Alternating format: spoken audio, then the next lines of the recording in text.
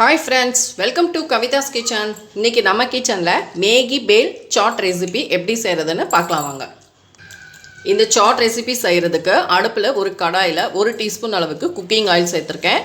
நான் இன்னைக்கு 2 packet Maggi எடுத்துர்க்கேன். அதை நல்லா பொடி பண்ணி எடுத்து வச்சிருக்கேன். இதை நம்ம நல்லா ரோஸ்ட் பண்ணி எடுத்துக்கலாம்.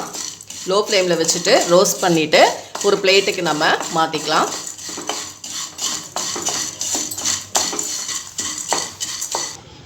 ஃப்ரெண்ட்ஸ், ஒரு மிக்சிங் பவுலில் நம்ம இப்போது ஒரு பெரிய வெங்காயம் பொடியாக நறுக்கினதை சேர்த்துக்கலாம். நல்லா பொடியாக கட் பண்ணிவிட்டு சேர்த்துக்கோங்க. அதே போல் பாதி தக்காளி பொடியாக நறுக்கினது அதையும் இது கூட சேர்த்துக்கலாம். ஒரு 2 டீஸ்பூன் அளவுக்கு வறுத்த வேர்க்கடலை தோலெல்லாம் ரிமூவ் பண்ணிவிட்டு அதையும் இது கூட சேர்த்துக்கலாம். அதுக்கப்புறமா மேகி பாக்கெட்டோடு வரும் பாருங்கள் டேஸ்டி மேக்கர், அது ஒரு பாக்கெட் சேர்த்துட்டு கூடவே இன்னும் கொஞ்சம் ஸ்பைஸியாக இருக்கணும் அப்படிங்கிறதுக்காக ஒரு 1/4 டீஸ்பூன் தனி மிளகாய் தூள் சேர்த்துக்கலாம். இப்போது நம்ம ஆயிலில் வறுத்து வச்சோம் பாருங்கள் அந்த மேகி, அதை இது கூட ஆட் பண்ணிக்கலாம். கொஞ்சமாக ஒரு 1/4 டீஸ்பூன் கம்மியாக உப்பு சேர்த்துக்கலாம். இது கூடவே ஒரு பாதி லெமன் ஜூஸ் எடுத்துக்கலாம். உங்ககிட்ட டொமேட்டோ சாஸ் இருந்துச்சுன்னா நீங்கள் அது 1 டீஸ்பூன் சேர்த்துக்கோங்க. நான் இன்றைக்கி லெமன் ஜூஸ் தான் சேர்த்துருக்கேன்.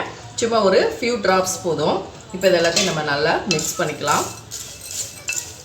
அவ்வளோதான், சிம்பிளாக நம்ம செஞ்சு கொடுத்துடலாம். ஸ்கூல் விட்டு வர குழந்தைங்க டக்குன்னு ஏதாவது ஸ்நாக்ஸ் கேட்கும் பொழுது இந்த மாதிரி மேகி பேக்கெட் வச்சு நீங்கள் செஞ்சு கொடுங்க. சிம்பிளாக செஞ்சிடலாம்.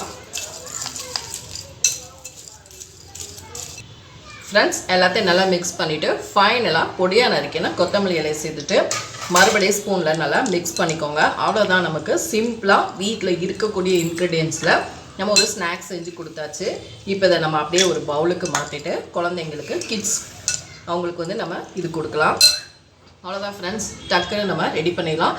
நீங்களும் இதேமாதிரி செஞ்சு பாருங்கள். இந்த ரெசிபி பிடிச்சிருந்தா லைக் அண்ட் ஷேர் பண்ணுங்கள். மறக்காமல் கவிதாஸ் கிச்சனுக்கு சப்ஸ்கிரைப் பண்ணிக்கோங்க. ஃபேஸ்புக்லேயும் ஃபாலோ பண்ணுங்கள்.